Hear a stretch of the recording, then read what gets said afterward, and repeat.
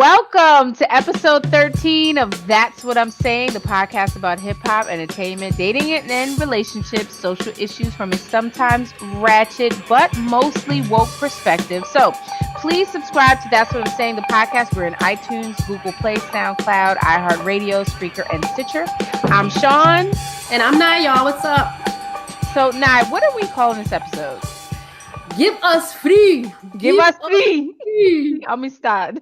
Give us free. Why? Yeah, there's a lot of issues that we need to cover. That's is really about give us free. So, this is the 13th episode. Again, I am just so proud of us. I'm not going to be superstitious like my grandmother. You know, my grandmother's building back. Shout out to 135th Street and 5th Avenue in Harlem at Lenox Terrace, because that building actually didn't have a 13th floor. So when I was thinking about the 13th episode, we are just so excited and so happy to be going on the 13th. What you feel about it? Yeah, I'm excited. I'm really proud of us. You know, this is the 13th episode. We're growing so much. Our listeners, we're consistent. Our listeners are growing. You know, you're on our Instagram, you're on our Twitter. Our listenership is growing. You know, our last, after we do, when we post the episodes, I post a snippet on Instagram just to kind of give you guys a taste of what we're going to be talking about. And, you know, we had like almost, was it like 800 views on this snippet? Yeah, so I think it was up to 1,500 the last I checked. So that's huge. That's huge. So people are definitely responding. Our listeners are responding, and I'm loving it. So, getting into the Ratchet Minute. We need like ticker tape music for this. to the Ratchet. So, a little bit of Ratchet, I guess. So, have you heard that Lil Wayne won his huge settlement against Cash Money? Did you hear this? I did. Okay, so basically, Universal, which is actually the one who paid the money, they actually own Cash Money Records. They paid Lil Wayne $10 million to basically separate him from Cash Money. So as you know, Lil Wayne filed this, I think it was like a $51 million suit against Baby. And in exchange, Wayne gets $10 million, but Cash Money Records kept Drake and Nicki Minaj's contract, which Lil Wayne was trying to separate from them at the whole time. So out of this, from what we understand, the Carter 5 will be released. So this has been a record in the making for like years. So what they're saying is that Birdman, he didn't want to release it. And then I don't know if you heard, but that guy that was charging all that money for the pharmaceuticals, Martin Shkreli. Yeah, he bought the Wu-Tang album. Right. And he also bought the Carter 5 back in 2016, but he had to turn it over as in exchange for settlement during his securities fraud case. So it was like back out there. So what do you think about this? When I look at this, I'm like, this is a breakup between, I don't know if I'm going to call them lovers, but it basically was a lover's quarrel, and this is what we have left. What say you? So, I really think that they try to play this whole thing down with them kissing and stuff and him calling him daddy or whatever you call him or whatever. I really, should I say what I want? Say it. I really think this was an incestuous relationship from when Lil Wayne was a kid. Totally agree. I totally agree. I mean, first of all, why are we calling a grown man baby? Let's just get right. Can we get past that? I mean, how do we get past that? We're calling a grown ass man a baby. And they kissed. It was a picture of them kissing on the lips, and it was proud. I mean, like, truth be told, my son is 10 years old, and I don't think he ever kisses his dad on the lips. Like, we don't even kiss on the lips. Like, what? When is that okay? Yeah, part of it is, in other societies, it's okay for men to kiss, and I have some African male friends who say that sometimes, sometimes, like, if in certain situations, like, it's okay for two men to sleep in the same bed. They just had, in their society, it's just not viewed in that way, in a sexual out of way. necessity. I mean, I can see Right, out of certain necessity, situations where it's out of necessity. Right, but some of the stuff that we deem as homosexual and gay in other societies is not, they don't see it that way. Like the French kiss, on the, they do all that stuff. So, however, kissing on the lips is a little extreme. It makes me uncomfortable. Like if I saw two men kissing on the lips that weren't gay and one was calling the other that weren't gay, like what? I would feel a certain kind of way. Like I wouldn't know how to take it. I wouldn't know how to react. So let me just right. I mean, shout out to the gay community. If that's what the way you want to live your life, live your life. But I mean, there's no way you could tell me that these two grown and really, Lil Wayne was not grown at the time. Like he was like 14. He said that he lost his virginity through a woman. Basically he says that he was like, I was raped when I was like 11 years old by a woman that was, the whole thing was a setup through Baby. Mm-hmm. So I don't know, I liken Baby to like a pimp. Yeah. When a lot of men come out and say they lost their virginity to when they were like, 10, 11, 12 to like grown women. And they say they lost their virginity, but in reality, you got raped. Like Charlemagne God says he lost his virginity to this older woman. And he said, it took him until being an adult to actually realize that, I was raped. Chris Brown lost his virginity to an older woman, and it's different for boys, I guess, because it's like when they have sex, it's like a rites of passage into manhood. Regardless of how old the woman. But then also, I think because their body responds to it, like they have all their equipment is on the outside, so you can instantly see when they're aroused because of the erection. So and especially being at that young age, they can't control that. They don't know how to control it. So, it's easy to manipulate a kid. Which I think that was the basis of the Lil Wayne and Baby relationship. And I think everybody just seems to forget, but that time that he shouted out the concert and he said, I fuck niggas too. Did we forget about that? Well, who said that? Wait a minute, wait up. Baby said, I'm sorry, Baby. It's Birdman. Birdman said it. And he said, I fuck niggas too. Like I saw it. If I didn't see it, and if I'll be telling you, so I heard, but no, I'm telling you, like it was in a video. Now, what they're saying, it was taken out of context, and he was talking about, I guess he go after whatever. But I heard what I heard, and it just sounds. And then it was the pictures that came up online. I mean, there was some pictures. I don't know if you saw which were circulating. It was like Baby, Birdman, whatever, and it looked like a bathroom at the gym. Like the the men's bathroom, and he was with this kid that obviously looked very young, bird-chested kid, multicultural looking, with the hair, and they just had towels on, and he was holding a box of KY jelly. Did you ever see that picture? No, I'm glad I didn't see it. I feel so weird about shit like that. It just makes my skin crawl when shit like that happens. So I'm glad I didn't see it. I don't want to see it. Right. So I mean, here my thing is, do you live your best life, whatever you fashion that out to be? Just don't be down low about it. If that's the life you and because that's the danger in it, is when you are living this down low life, and people don't know. So I mean, we're going off because Lil Wayne and Baby and it kind of this jail culture that we have sometimes in hip hop. A lot of shit goes on in jail that carries on in real life. That's a whole nother world, a whole nother set of rules, a whole nother. Which almost makes you think like if you could do that in jail, you're doing that in real life. You know what I'm saying? Like it was already there. It was already in you. It's already embedded in you. So, I mean, look, there's so many stories that I could tell, like secondhand accounts from, the parties that were going on, and niggas just getting turned out here. So I think the realest interview was Bun B, may he rest in peace. But Bun B gave it was an interview with Charlemagne. Bun B is still alive. Pimp C is the one that died. Pimp C. Ooh. Pimp C. Look, I can't even get my my pimps right. My Pimp C. Pimp C gave an interview with Charlemagne some time ago. May he rest in peace. But it was just like the realest interview, because he was just, the whole thing is like, you can live your life, do whatever it is that makes you happy, do that.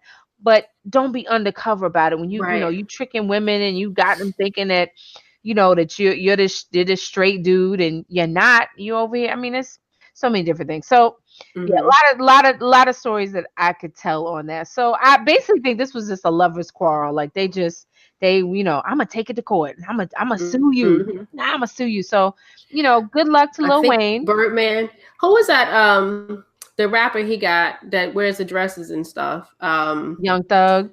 Young Thug. I think Young Thug came in and stole Lil Wayne's man, and Lil Wayne wasn't having it. He got jealous. And and what Baby was saying was there's a song on Drake, one of Drake's album, the Drake's albums, not the one that's out now, the one before that, where it's basically a song that's written for Lil Wayne, because let Baby tell it that Lil Wayne was so into Drake and was going after him, so Drake made a song like I'm not into that.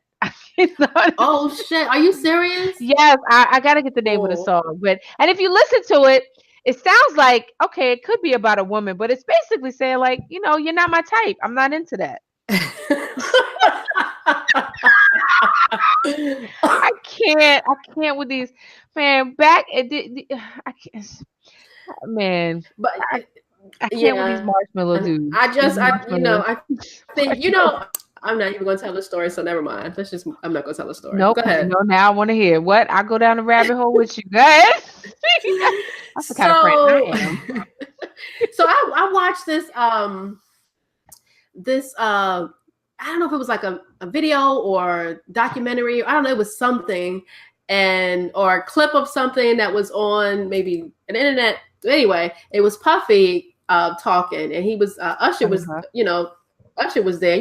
Usher used to be on the Bad Boy like a long time ago. So Puffy was telling the story. He was like, remember that time we had got up one morning from bed, and then he switched it real quick. Like he made it seem like he and Usher like in the bed together. They got up in the morning, but then Usher kind of made this face like, "Motherfucker, what are you talking about?" And then Puffy like switched it. I need to find this clip. When I find it, we got it, and that's a good segue. So the next Ratchet was. Did you hear about Usher's new gig, his new job? What is he doing? He's a yoga teacher. So Usher is in Sweden. And let the news reports say that he is teaching yoga classes. Okay. In Sweden, and he doesn't have any shows, so obviously this is a thing for him. Nothing wrong with changing careers and just being on your meditation kick. So as we know, 3 people have accused him of giving them herpes, and they've all filed lawsuits. I actually thought it was one, but like they've all filed lawsuits. So and then in the midst of all that, his wife Grace Miguel, I think she left him. So the male that is suing Usher for giving him herpes, they have him as a John Doe. He said that he had sex with Usher at a spa in LA.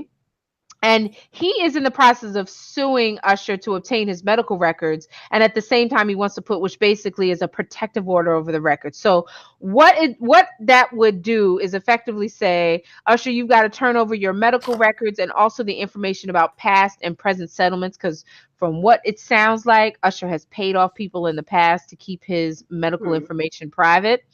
But then also to put a protective order over it so that it doesn't become public. So that's really serious. That's there's no game there. So this is what essentially the male who's accused him, the male plaintiff, has requested the judge to do. So basically order Usher to release these records, but then also to protect them so that it doesn't embarrass him any further. So, I mean, it's real serious. So just side note, I wanted to mention, so he's doing yoga, and that's great because I love yoga. But the last yoga class I went to, and this was right at the time when that whole Kanye West Poopity Scoop came on, and this yoga teacher had a nerve to play that shit. Oh, Lord, I was like, I'm done. She was like, it's calming, and I don't know, it just kind of like gets your blood flowing. I was like, I am so done with this. Yep.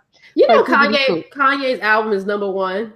I can't. I don't even want to talk about it. How is this? I don't know. But you know what? It's not us that's listening to it. That's what it is. I don't even want to talk about it. Like, I'm just so want to hear it because there's no way. I'm so done. Is it really number 1 though? I didn't even know. Yeah, it's number 1. Okay. Moving on. So Usher So I have a funny story about Usher. So this whole thing with he's teaching yoga classes, and I mean he's dealing with a scandal, so I think he's trying to work through it. So Mm-hmm. I remember some years back, it might have been almost 10 years ago, and I was in Georgetown in DC. So you know Georgetown, the area, right? It's a a little metrosexual. So anyway, there was I was with someone, and we Why your voice get low? anyways, I'm telling the story. So anyway, so it was a sneaker store. So okay, they had to shut the store down because there was a VIP coming in there. So all right, we had to leave. So I just remember I'm seeing it was two guys, and they were really tiny, really, to me, like really small, like dudes, just kind of happy. And I want to say they were holding hands. I don't want to start a rumor that, but I want to say they were holding hands, but they were obviously together. Mm-hmm. And then, so they're going into the store, and they had their pink on, and they, just looked very much like a couple. And then, when we're leaving out, somebody was like, "That's Usher," and I look over and I'm like, "That's Usher." I mean, whoever he was with them. Like, it was a dude, and they were like real. I just remember, like, he wasn't a tall dude, so maybe like 5'7", maybe. But very effeminate and very coupled and booed up, like living their best life in Georgetown. That's interesting, because DC is not like a inconspicuous town. DC is like not, and and it wasn't like they were in, what's the other area in Georgetown where you would kind of see this. I can't think of the name of it. LaFont Plaza. So it wasn't LaFont Plaza. It was Georgetown. And like I said, didn't know, just, the initial seeing them was like, okay, it's two guys, and obviously whatever VIPs they are, they're together. And I was like, oh, it's Usher. And you look over like, that is Usher. And I mean, okay. So that was my initiation to, like, all right, so Usher must, obviously he likes men just as much as he likes women. And that was like 10 years. That was almost 10 years ago. Mm-hmm. So just kind of hearing this story, it's, again, no issue with how you want to live your life. Mm-hmm. But be upfront about it. Just be above board about it. Look, I don't know if people if you're bisexual or whatever it is, just let somebody know. That's all. Like, don't. You can't be doing this download thing. That's all. And I think that's the thing. That's the thing. Just be open with whatever you're doing, because we need to know. It's not really our business, but it's your partner's business. Exactly. Who else you're sleeping with? Because you're basically having sex with everybody that person has sex with. Yeah, that's exactly what's happening. So just, let me know. Let a bitch know. That's all. For real. Let me know where you slinging that thing. Right? Oh, okay. All right. Ooh.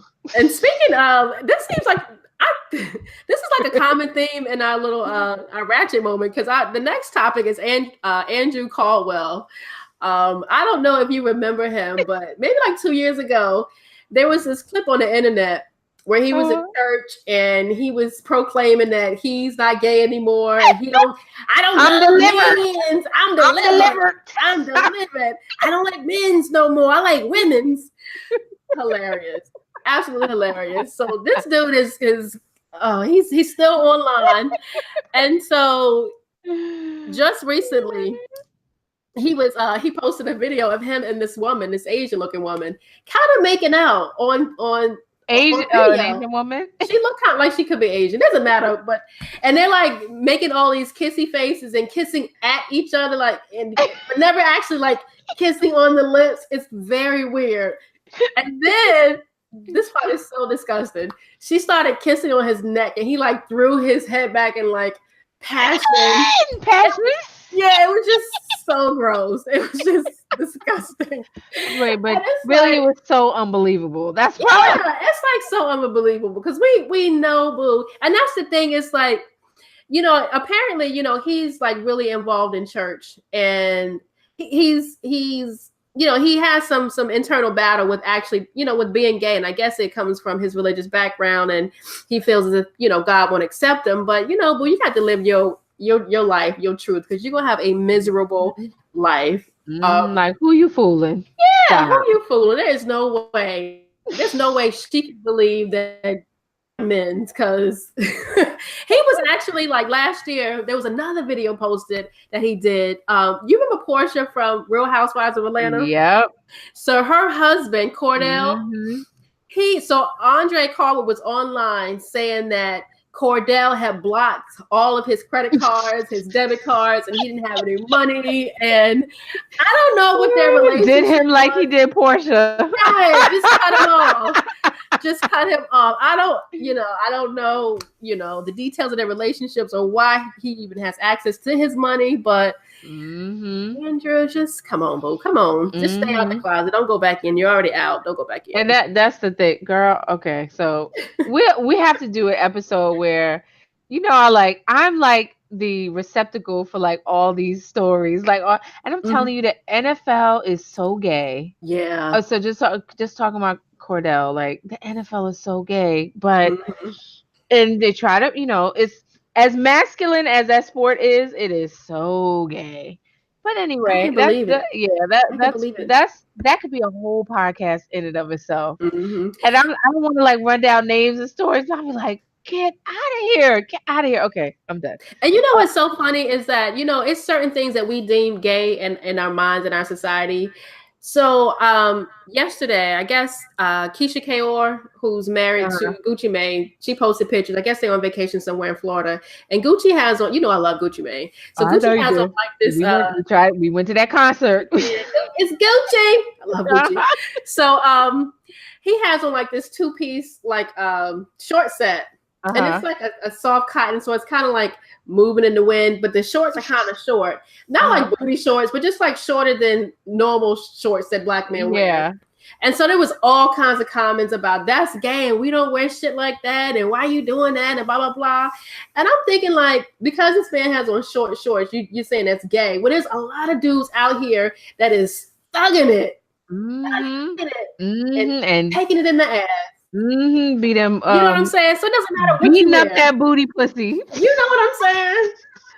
Beating it all the way up, taking it, sucking dick. I made that word up over the last week, and I was so funny. You like that booty pussy? It's so nasty. Oh God, I should trademark it.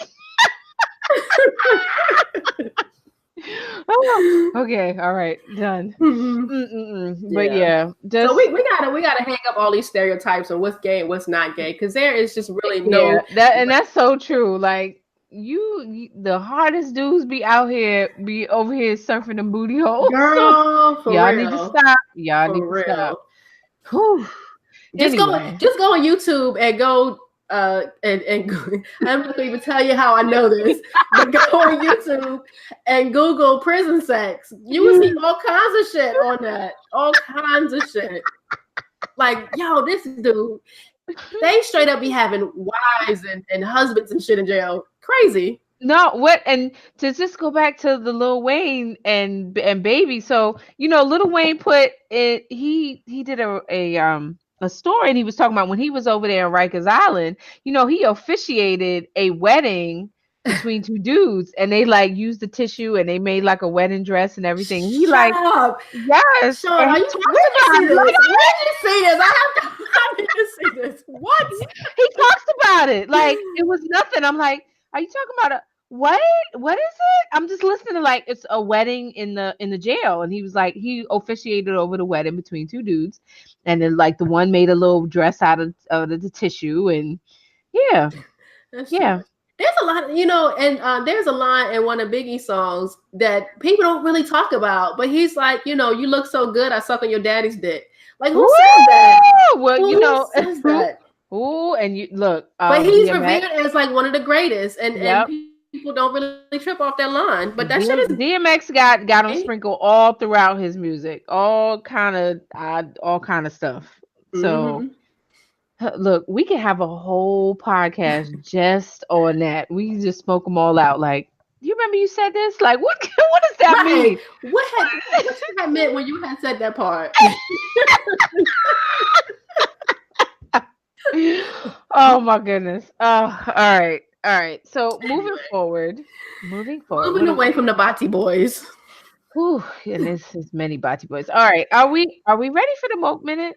Are we woke now? Okay. So we did want to touch on the deaths of Kate Spade and Anthony Bourdain. I will say that Anthony Bourdain's death came as a real surprise to me because I've on and off. I'm not like an avid watcher or a fan of his show, but I did watch and I did know who he was, and I was just so surprised at this whole thing. So some stats for everybody. So the reality is that suicide deaths have risen across the country. They're saying that about 30% increase in almost the last 20 years. It is the 10th leading cause of death. Another interesting fact that for every person who commits suicide, there's actually almost 300 people that have entertained the idea. So, I mean, that says a lot. I think for me, and I think for a lot of people that I talk to, we used to think that, suicide was a white people thing. No. But it's actually the third leading cause of death for Blacks, age 15 to 24. And surprisingly, the numbers have doubled for Black boys, age 5 to 11. So some studies have said it's because of the exposure to violence, it's the stress, it's the early onset of puberty, it's the high risk of depression, it's the aggression that have led to, the doubling of numbers between Black boys age 5 to 11 that are committing suicide. They also look at poor mental health practices and depression. And especially within our community, the Black community, we call people, if you're depressed or something, we call them crazy, or we say, what you need to do is get down on your knees, you're not praying enough, or you need Jesus. So we don't have an adequate way of dealing with these kind of issues in our community. So it also go ahead. Yeah, like you said, in our community we don't deal with it at all. And to be like transparent, like when I was younger, I dealt with depression. I think the most vivid memories I have as a kid was being depressed. Like my mother passed away when I was in 3rd grade. So that's like maybe 7 or 8. And within like a 3-year time span, maybe like 3 or 4 other family members died. So it was a real tough time. My whole world just completely changed. And, during that time, I could have really benefited, or my family, or we could have all benefited from having therapy, but we didn't. It was like one day I came home from school. My aunt said my mother died, which we already knew that she had lupus, so she had been sick my whole entire life. So it wasn't like a complete surprise that she died. But one day I came home, she sat us down, she said she died. We had her funeral a few days later. That Monday I was back in school. Wow. And life just went on. You know what I mean? So we didn't get a chance to kind of really process what was going on. I moved from one neighborhood where I grew up and knew everybody there to another neighborhood where I didn't know anybody. I went from an all-Black neighborhood to an all-white neighborhood. My mother died. So it was a lot of changes that happened that we just really, it wasn't, we just didn't really process it. So I remember I used to spend nights crying all night long, and I would get up and I'd go to school in the morning. And my grades suffered. I went from an A-B students. I was in all these like accelerated classes, and I went to like failing class. I had like D's and F's in middle school. I mean, in elementary school, because you can't focus on that when I'm thinking about my mother just died. And how can I focus on like math or whatever we're talking about? So, and just recently, I was talking to a family member about mental health and, going to get help. And she was like, well, you can just go and talk to your pastor. It's the same thing. And it's not the same thing, because a mental health professional is trained to help you with your mental illnesses. A pastor is not, unless they went to school for that, and I think there's a stigma there that, we can just pray and it'll just go away when, it doesn't work that way. Right. Yeah. And I think, for me, just in keeping in line with the transparency, like I I had seasonal depression. So, and which was, it was a really big thing. And I didn't understand what it was until actually I started reading about it, which was, when the seasons changed. I'm a spring baby, but when that the fall and into the winter comes, started girl.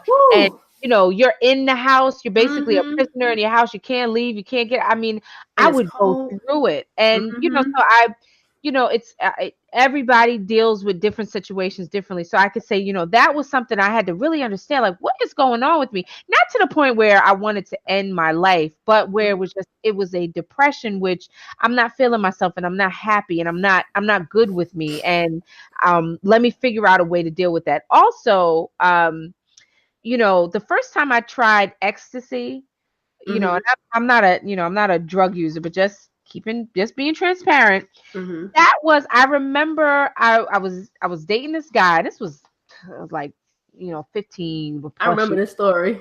You remember this? And I told you that, dating this guy, and we went to this club, and the club did not, obviously it was an ecstasy bar, because the club did not have any alcohol. All it had was water. I didn't even get it. So, we're taking took a pill. Okay, take a pill, whatever. I'm like, I don't feel nothing. Like, all right, I'm good. We dancing. And then all I know is when I try to drive home, those stoplights in the street was as big as a house, was as big.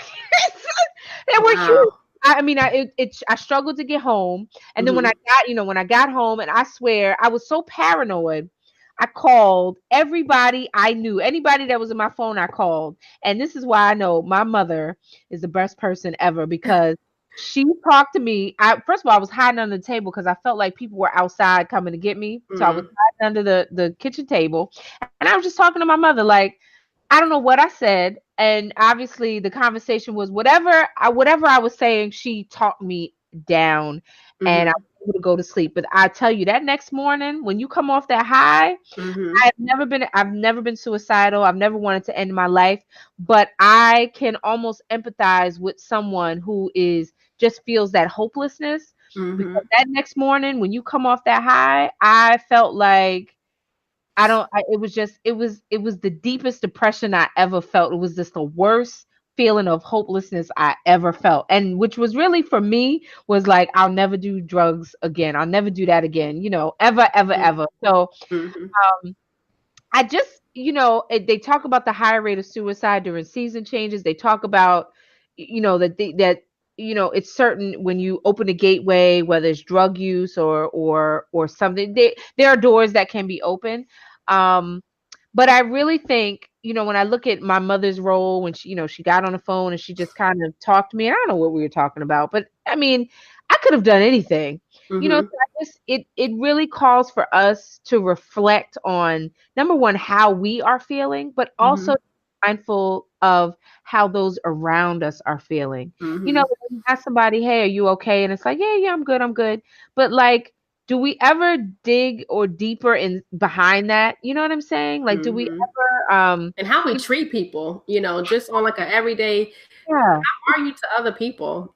And really mean it when you ask. It's like, when I ask you, I want to know, if you're not like, look, and I'm honest, if somebody asks me like, yeah, I'm all right, I'm okay, or, not so good, I want to be honest about it, because it's so easy to be like, yeah, I'm good, everything goes okay. And then I am good for that. You ask me how you doing, I'm good, girl. My whole world could be falling, could be crumbling, and I'll tell you, I'm good. I'm good. And the reason why I do that is because I fought with depression for so long, is that I never want to get back to that place again.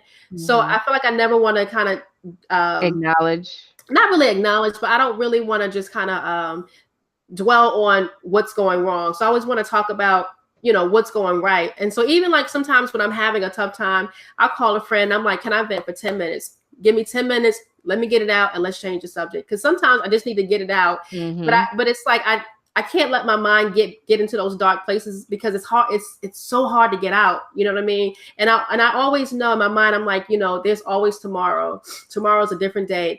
Everything always works out. I just feel like you always have to keep a positive mind. But sometimes, it's a little bit more than just your thoughts. You may need to get vacation. You know, there may be something that's deeper that's going on. But for me to deal with stuff like that, I just can't dwell on it. So if you ask me what's going on, I'm gonna tell you it's good. Everything is good.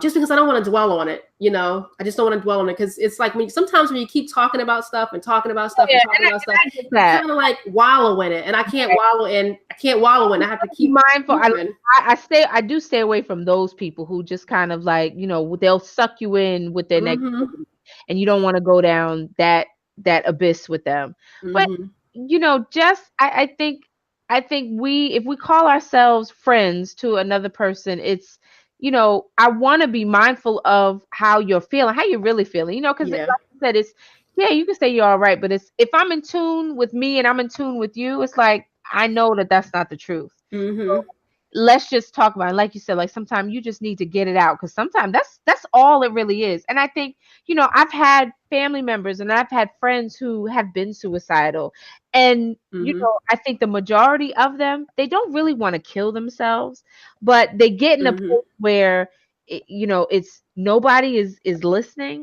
And it's so they feel like it's so bad and it's so hopeless that there's no way out. So they, you know, they dig this hole. I'll tell you a story. I had a friend of mine who, you know, his wife committed suicide. And you know, I don't know if people say, oh, it's not committed suicide because it almost sounds like a crime, but it is. It's to me, it is a crime against yourself. That's how I look at it. But, you know, she dealt with drug addiction for years. So she was clean sometime, and then she was off sometime, and then she was clean. And she put together a plan. And basically in her mind, which he didn't understand until after she had passed, but her plan was, if I'm not clean within a year, then I have a solution. I'm gonna solve this. And then it was, okay, she's, you know, she's turning a corner, she's come, but her plan was, if I'm not clean within a year, I'm taking myself out of here. And to the day, you know, of the conversation, she walked out into traffic, and that was it. You know, left behind her young daughters, and you know, left him a widower.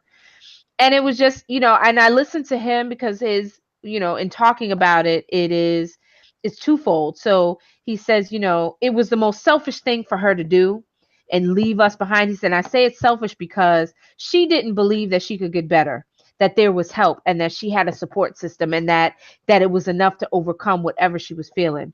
He said, but at the same time, I understand why she did what she did, because she knew that being a woman, a person of addiction, and having the addictions that she had, she would be a burden to her family and her daughters. So better for her to end it that way. So, you know, it's two different sides of it. It's conflicting, and it's like, and I feel for both sides of that.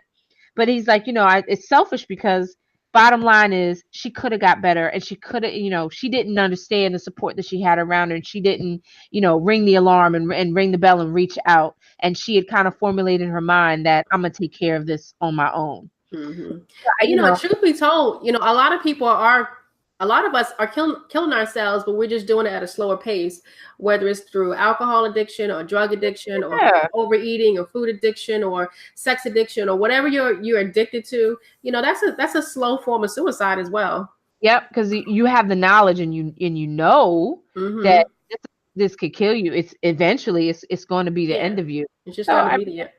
So many different forms. You know, I feel for those who are in so much pain, you know, and they feel isolated and they feel cut off from family and friends, and really in reality, and they feel like that much hopelessness. So, you know, I look at, and it just goes to show you, in light of Kate Spade, in light of Anthony Bourdain, it don't matter how much money you got. It don't matter the fame. It don't matter all the, you know, the profits of life. That shit don't mean nothing, you know, because I think, I mean, I don't have a Kate Spade bag, but I mean, you know, it's like she had 175 stores around the world. You know, obviously there was money there. You look at Anthony Bourdain, I mean, this man, to me, he lives his dream life. Like, you mean you travel and you eat? That's all you do? Yeah. So, but you know, those, even though, you know, it looks like it's the dream lifestyle, there's a lot of stress that goes along with it. There's a lot of, you know, long hours and appearances, and he's traveling, he's away from home, and that's stressful. When I travel and go away on vacation and come back, I'm stressed out. So imagine just the whole process of like packing and going to the airport and being on the plane and all that. To me, that's stressful. I love traveling, but that part is stressful. So imagine doing that all the time, and you're living out of your suitcase, the majority of the year. And then if you're on camera like he was, you have to keep up this persona. That's a lot of energy. That's a lot of brain power. Even if you're not feeling well, if you're sick, if you're depressed, or whatever's going on in your life, once those cameras come on, you have to be this personality, and that's stressful. Yeah, I know. I get it, and I think that's the thing, is like we are all built differently. So one man's stress is another man's vacation, and you can always be on the outside looking in, like it wasn't really that bad, but obviously it was for that individual. So I think it calls for us to kind of take the stigma off of mental our mental health addiction issues, because I know Anthony Bourdain, I know he dealt with addiction in his past, but just kind of taking the stigma off of it, especially in our community, because I was really surprised by the numbers within our own community level, or the rate of suicide, and then the stigma that we attach to it. So I think kind of letting that go, and like I said, being mindful of your own feelings, and whether it calls for you to be more introspective, but then also being mindful of the feelings of those around you, just asking you if you're okay, and you just saying yeah, without, I guess, digging a little deeper and understanding what's going on in your life. Like I'm not doing my service as a friend, and I think we are all here to do that type of service. If I call myself your friend, I'm obligated to understand, to go behind the picture that you painted and really understand what's really going on, what's really good. That to me is what a friend does. And because a lot of times I think, these people are living, they have friends, and obviously they have family, they have admirers, they have all this, but do people really know them? Is somebody got behind and broke through the wall that they've created to really understand this person, understand their hurts and their pains, and who they really are. And the sadness when you hear about these suicides is, you're looking at family and friends like, well, what did you know? Like how much did you know? What was going on? I don't know. I was reading that Kate Spade had dealt with depression for years, and her sister was always on her about going to get therapy, going to see a psychiatrist, and getting help. And she her rebuttal to her was, she has this brand, this image of happy-go-lucky and being positive and upward and all that stuff. So she didn't want the stigma of her going to a therapist to affect her brand, which in essence is kind of like, I don't want to call it nonsense, but first of all, who has to know? Because all that is what's the word for it? It's confidential. So if you go see a therapist, it's confidential. But apparently, her family members were after her about getting help, and she just refused to do it. And then I think she was her husband was filing for a divorce. So I guess it hit her pretty hard. I didn't hear that part. Wow. Yeah, he was filing for a divorce. So I guess that just kind of pushed her over the edge. But so it's pretty sad. She leaves a daughter, and hopefully her daughter will go to therapy so that she doesn't have that legacy on her. Because a lot of people who commit suicide have had other family members that committed suicide before them. So I don't want to call it hereditary, but so yeah. Anyway, moving on. Okay. So what else do we have here? So I read online that Kaepernick, Colin Kaepernick, he's the football player who a couple years ago, he ignited controversy when he refused to stand during the national anthem. He was protesting racial injustices and the continuous police brutality in the U.S. And so he took a knee during the national anthem. And since then, it's been like a whirlwind for him because he hasn't been able to. I think after that, he he opted out of his contract with the 49ers. Yep. And he became a free agent, and then now wants to hire him. Back, I think it was last year during draft season, a few teams were saying that, they were entertaining the idea of him coming on, them, picking him up and being on their team, including the Ravens. But in the end, no one picked him up, which is insane because, the Ravens, they, Ray, his name's not Ray Allen. What's the dude's name? Not Ray Lewis. Yeah, Ray Lewis. Ray Lewis, wasn't he convicted of murder?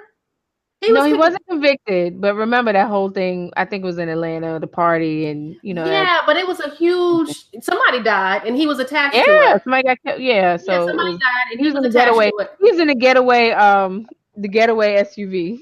Right. So he was an accomplice or whatever. He was entangled in that whole controversy. And he's like a god in Baltimore. He got still on the Ravens, but this because my this neighbor man at one time. My neighbor at one time.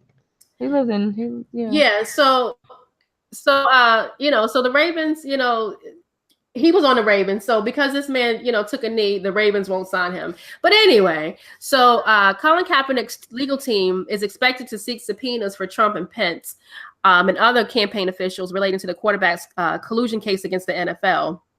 The move will explore NFL owners as well as NFL Commissioner Roger Goodell with ties. Roger Goodell with ties to 45. So right now I guess he's in the midst of this case and trying to see what their ties are to 45 because he believes that because of their relationship with 45, they're not they're not signing him. So I'm definitely going to be looking out for this. How this. I'm hoping that they find some. I mean, I think from the outside looking in, it's too tenuous. Like, okay, I mean, it's very far-fetched, but I'm hoping that they find something. I mean, as sloppy as number 45 is, I don't know if it's a memo, if it's a meeting, if it's a a conversation or something. I'm hoping that they find something. Yeah. And it's it's so ironic that 45 is saying that that Kaepernick is so unpatriotic for taking the knee when just recently there was an event that he had at the White House supposedly to prove his patriotism, and 45 he was unable to remember the words to God Bless America, a song I believe everybody knows. If you don't know no other song, God Bless America. He know the words. I remember that. I saw it. He didn't know the words. So I just can't with this. Yeah, tired of having this reality TV show host as the president. Right. So so I'll be watching this, and I don't know if there's ever been a anything like this that's gone down in history where the president was subpoenaed in some sort of case. So we'll see how this transpires. So crazy, but it's the world we live in. I'm hoping they find something. I am. All right. I'm hoping they do too. And so, but guys, the mid-elections are coming up, and some states have already had their midterm elections. So when it's your turn in your state, please go out and vote and vote these fools out. Absolutely. Please. We'll see what happens, though. Yeah. So if you live in New York, the midterm elections are June 26th. So make sure you get out and vote. Anyway, moving along. Speaking of 45, and we talked about this last week, but Kim Kardashian went to the White House, and I made so many jokes about this, about what the hell is she going to the White House for? What does she know about prison reform? Well, apparently her visit, actually some good came out of it. So on Wednesday, 45 commuted the sentence for Alice Johnson after a visit from Kim Kardashian and her lawyers. And recently, Kardashian, she'd been advocating for months on behalf of Alice and also another woman called Centoria Brown. I remember her stories. Yeah, so Centoria Brown, she was really like a child prostitute, and she was she murdered her pimp. He basically had her in like a sex trade, a sex slave, and she murdered him. So she's been in jail, and so I guess Kim Kardashian is still fighting for her. But Alice Johnson was a 63-year-old great-grandmother who was in jail for, they call it telephone. She was a telephone mule. So basically, what she did is that she was a nonviolent drug offender, and she was passing information along between distributors and sellers. And at that point in her life, she had been going through a tough time. She had just gotten divorced. She was having some financial difficulties. Her son had just been murdered or killed. So she was like in a financial strain. She had made, some choices that, even though I may not have made them, but sometimes when your back is against the wall and you have kids to raise and you need to put food on the table, sometimes you will entertain, some things that, in a normal situation, you may not give light to, but she was charged with that and she had a life sentence. So that was the purpose of Kim Kardashian's trip. So, she made some good out of it. She did an interview with Van Jones and he asked her, it was a pretty decent interview. She's not the most eloquent speaker, but, she did fairly well. But he asked her if she thinks she was used as a political pawn, giving 45 legitimacy.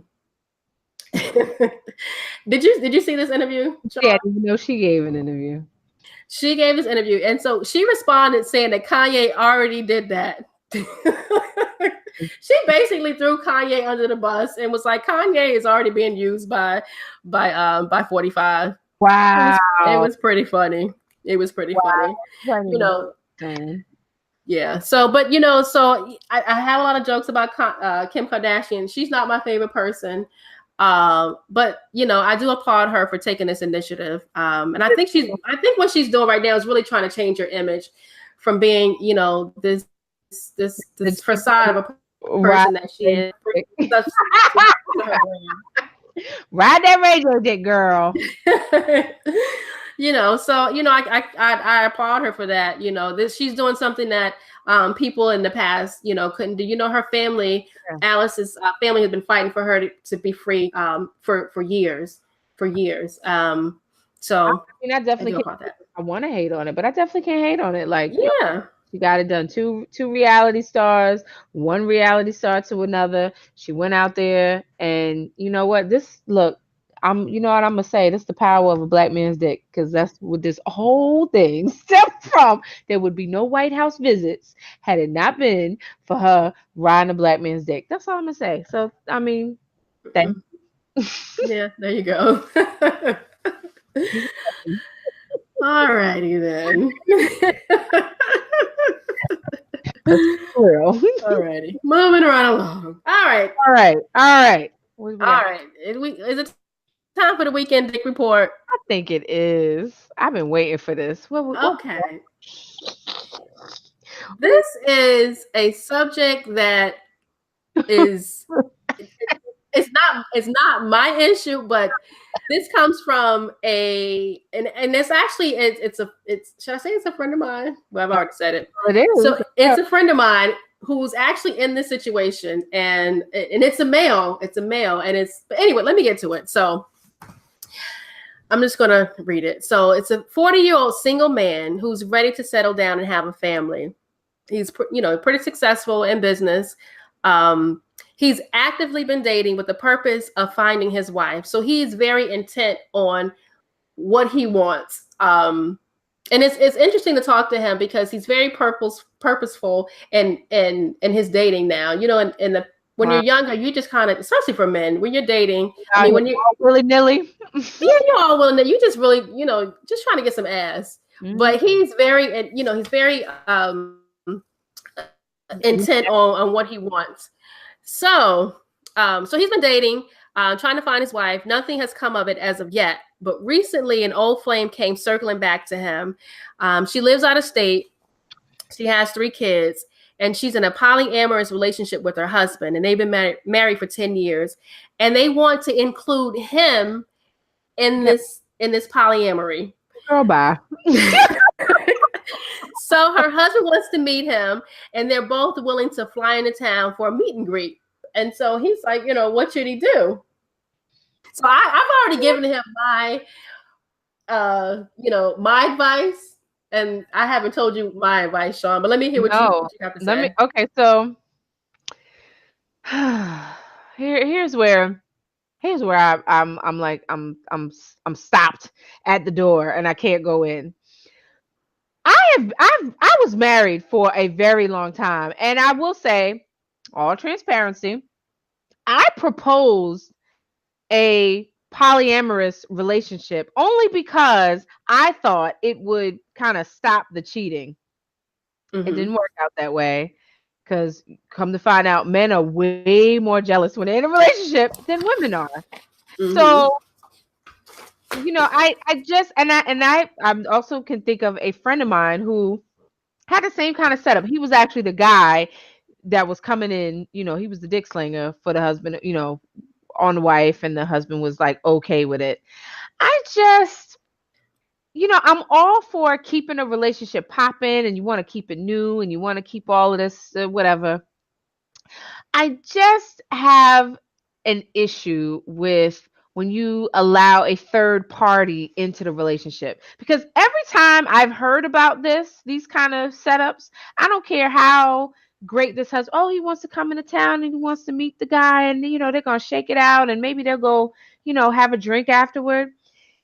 It never ends well for the parties involved. Never. And I've heard, as many times as I've heard this story and I've heard this setup, it never ends well because you know why? Somebody ends up getting jealous. Usually one of the men. There's no way you can sit in the corner more than once and see another man dick your wife or your woman down and you be okay with it. I just don't believe it. I don't believe that man exists. Yeah. I just don't. And we're thinking on the same lines. I was like, I just don't think this is a good idea. For one, when he comes to see you, he's trying to size you up just to see what kind of man you are, to see what kind of competition there is. Just to see what kind of competition there is. And like you said, men are jealous and they're territorial. They're worse than women. They can be slanging their thing to 100 women, but the first time, let me find out. He let me find out what? Let me find out. You even looking at another man. Your whole world. Girl, they go absolutely bananas. And I told him this sounds like could be a dangerous situation. Yep, and that's exactly what I was saying. Why he willing to pay some money and get on a flight and fly somewhere to come and see you? Oh no, this nigga about to slit your throat. Don't do it. He about to find out where you live, where you hang out. Like, nope. Nope. And that because men, to me, they, women, we got our own thing going on, but men in this kind of situation, I've never seen a man. And I've heard this I've heard it so many times. Every single story I could pull up and I could tell you where this is the setup right here. That man loses his marbles one way or another.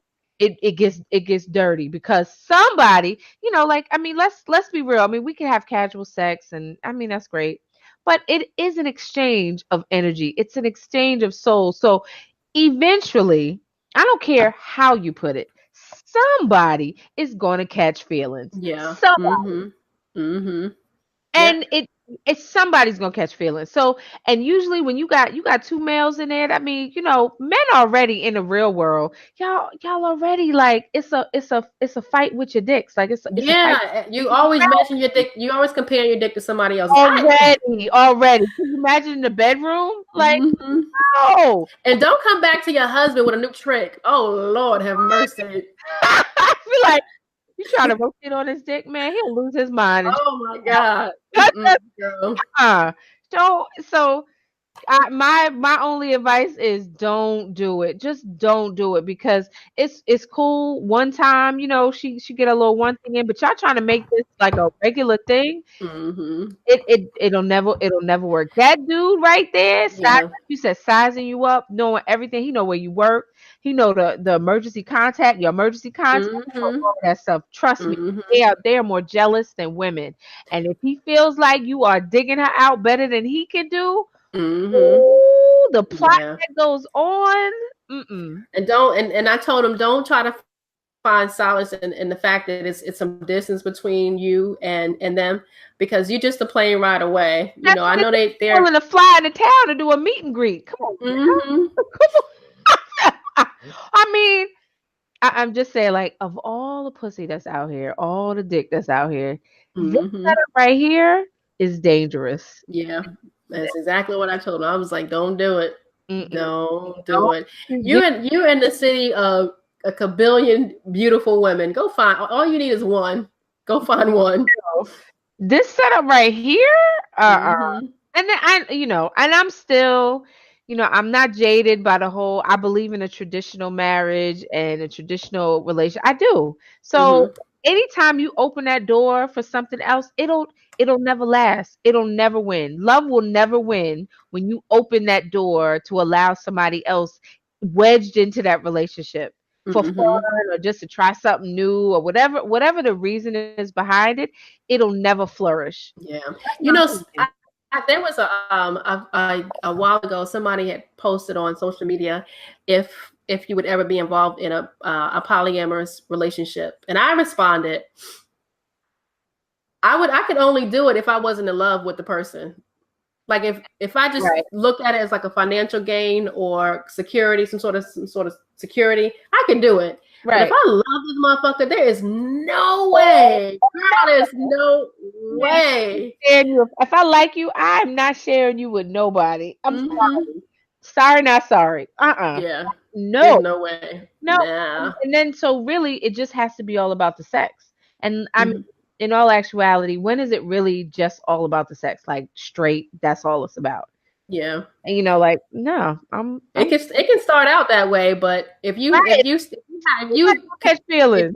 If you have sex with a person more than 3 times, then you like them and it's not just about sex. Pretty much. So please walk away. He need to not run away. Don't do it, boo. Don't do it. Nope. Okay. Moving on. We're on the same wavelength with that. I told him I don't think that's a good idea. No. And like I said, I've seen it. I know about it. Like that shit don't ever end well. Never ends well. Never. Ever. And it's also, we had talked about a couple of weeks ago, was another one of our Weekend Dick topics where we talked about a woman who was looking for her forever boo, her mate, her husband, or whatever. And should she entertain some old dick that came back into the picture? And I kind of feel like this is almost kind of like the same situation, because if you're focused on looking for your wife and want to find that person you're going to be with for forever, you don't want this old stuff coming in, this other thing coming in and taking over. It's going to distract you. A straight distraction. So moving on. Yeah. Moving on. All right. Are we at the part of I Reminisce? I reminisce. Yep. All right. So my reminisce song is Ain't No Half Steppin' by Do or Die Bed-Stuy native Big Daddy Kane. So let me tell you. Ain't No Half Steppin', girl. You know that single came out in 1988. Please don't say that. Oh my God. I'm saying Ain't No Half Steppin'. What? Long Live the Kane. That was on the Long Live the Kane album. I just remember I went and got the tape back up, went up in the Bronx somewhere and got the tape. Long Live the Kane. So on this he sampled Heat Wave. You remember that? Are you sharp enough to shine? Can you party all the time? Ain't no half stepping. And Blind Alley by The Emotions. So I don't know if it was 3 females. I think it was 3 females. Blind. And I was looking it up. Blind Alley was a song, man. When I tell you how many people have sampled that song, everybody sampled it. Back from A Tribe Called Quest, BBD, Brand Nubian, Chubb Rock, Craig Matt, Das Effect, Edo G and the Bulldogs, EPMD, Jadakiss, LL Cool J, Mariah Carey, Pharcyde. It was like so many people that sampled that. But when I think of that beat, I think of Ain't No Half Steppin'. So just to take you back to 1988, that was when I don't know. Did you have Video Music Box? No, okay. I didn't have. So Video Music Box used to come on like the Public Access channel. It was Ralph McDaniel's show, and I think it was like an hour. And basically, it showed videos, and then they did interviews of the artists like all around New York, and it was like before HD, so it was like real grainy. But this was like during the golden age of hip hop. So the video Ain't No Half Steppin'. It was filmed in Soho on Lafayette Street in like one of those loft buildings. So I just remember, I don't know if you remember, but the 4-finger ring that Big Daddy Kane had on. I remember I had one. I went and got it from Canal Street. The big dookie rope chain. And the thing that just set it off was like Big Daddy Kane had the chain on and he had a shirt and tie on that I'm sure he got from Dapper Dan. Big Daddy Kane was so fly. Man. Jeez. And he is really, like, he still looks good. Like, he still good. And I remember his high top fade. Like, I remember any dude with a high top fade could just about get it. Because if you had a high top fade like Big Daddy Kane, you just about get it. So remember Scuba Scrap, the Scuba Scrap lover, the dancers, and they had on the regular suits. And this was really at a time when they danced in the videos. Even, Big Daddy Kane was dancing in the video. He do that split, the little split he used to do. He can still do it. Marley Marl was like playing the piano, the juice in the background. And so the whole video, if you remember, like they were playing, it was like a poker game, but it was in a ring. And at the end, Kane won the game. I remember it was a girl that I went to school with. Her name was Akila. She was actually one of the ring girls in the video. I was like, how'd she get in the Big Daddy Kane video? But anyway, just remembering Kane, like I just want to give him all props due because he was really one of the original, lyricists. Yeah, he was. Words.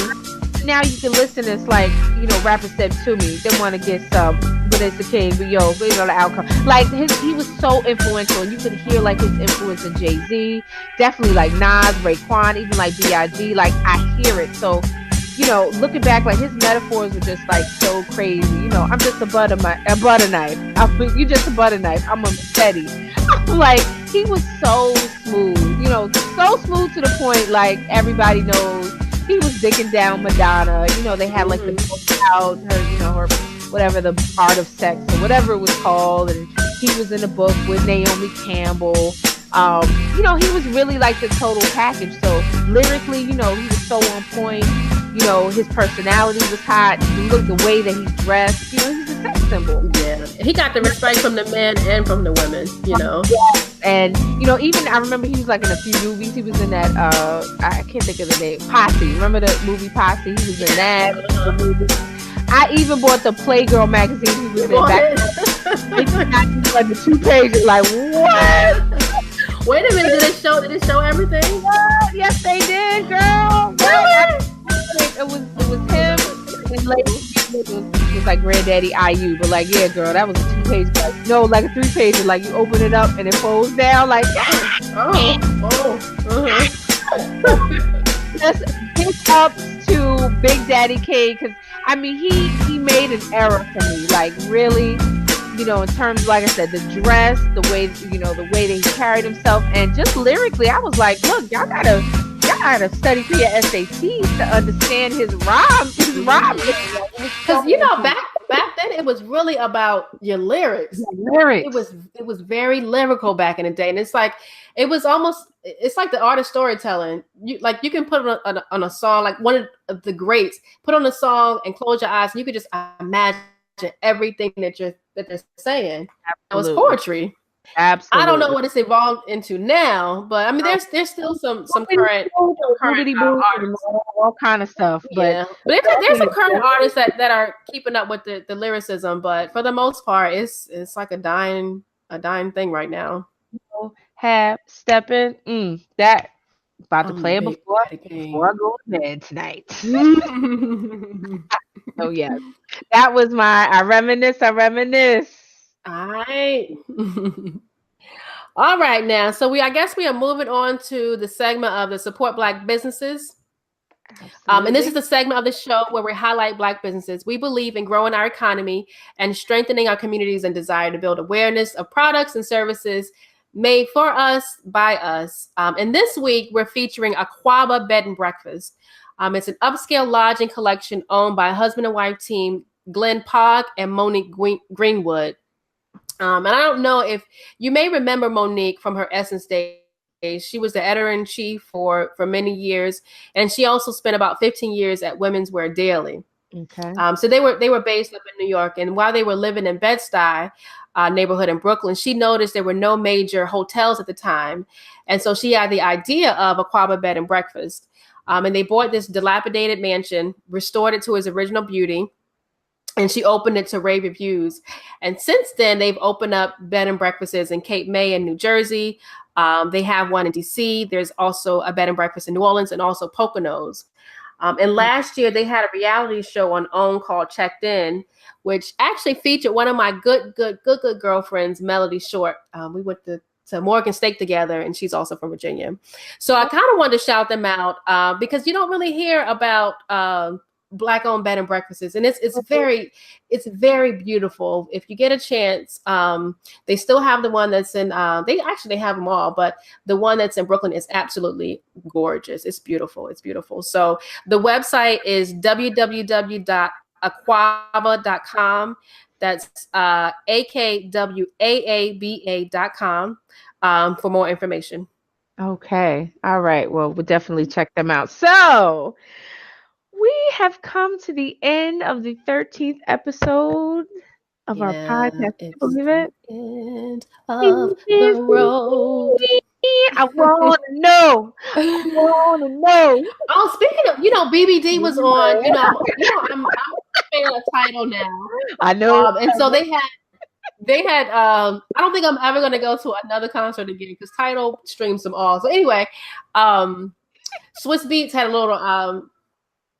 They were streaming Summer Jam on Tidal, and Swiss Beats was up there, and he brought out BBD. It was so cute.